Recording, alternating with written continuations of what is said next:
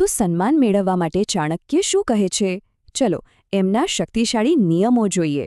ક્યારેક એવું લાગે છે ને કે કોઈ આપણી કદર નથી કરતું? આ એક સામાન્ય પણ ખૂબ જ દુઃખદાયક અહેસાસ છે. ચાણક્ય કહે છે કે સન્માન માંગવાથી નહીં, કમાવવાથી મળે છે. વ્યક્તિત્વ એવું હોવું જોઈએ જે સન્માન ખેંચી લાવે. તો પહેલો સ્તંભ છે આત્મનિપુણતા. સન્માન મેળવવાની શરૂઆત પોતાની જાત પર કાબૂ મેળવવાથી થાય છે. કોઈ અપમાન કરે ત્યારે શું થાય? મોટાભાગના લોકો ગુસ્સો કરે છે અને પોતાની વેલ્યુ ઘટાડી દે છે. પણ સાચી શક્તિ છે શાંત રહેવામાં, એકદમ શાંત અને સંયમિત પ્રતિભાવમાં. આ કહેવત બધું જ કહી દે છે. જેમાં ઊંડાણ હોય એ શાંત હોય અને જે છીછરું હોય એ જ શોર કરે. આત્મવિશ્વાસ તો બોલ્યા વગર જ દેખાઈ આવે છે. અને એની શરૂઆત થાય છે શરીરની મુદ્રાથી.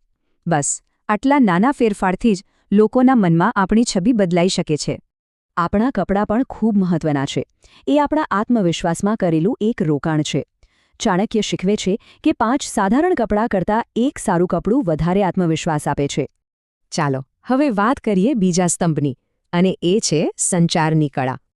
જો આપણે ઈચ્છીએ કે લોકો આપણને સાંભળે તો પહેલાં આપણે એમને ધ્યાનથી સાંભળવા પડશે.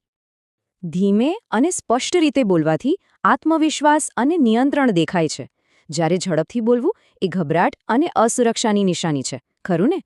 આ વાત કેટલી સાચી છે. ધીમો અવાજ નબળાઈ નથી, પણ શક્તિનું પ્રતીક છે. અને હવે આવે છે ત્રીજો અને સૌથી અગત્યનો સ્તંભ, પોતાનું મૂલ્ય બનાવવાની રણનીતિ. ખરો આદર તો એને જ મળે છે જે પોતાના કામમાં માસ્ટર હોય. જ્યારે કોઈનું કામ બોલતું હોય ત્યારે સન્માન માંગવું નથી પડતું, એ આપોઆપ મળે છે. આ માટે ટી-શેપ્ડ પર્સનાલિટીનો કોન્સેપ્ટ બહુ જ શક્તિશાળી છે.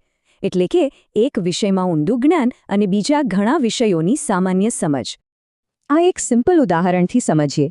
સૂર્ય રોજ ઉગે છે એટલે એની કદાચ એટલી કિંમત નથી. પણ જો એ ક્યારેક જ દેખાય તો એનું આવવું એક ઉત્સવ જેવું લાગે, ખરું ને? ચાણક્ય પણ આ જ કહે છે.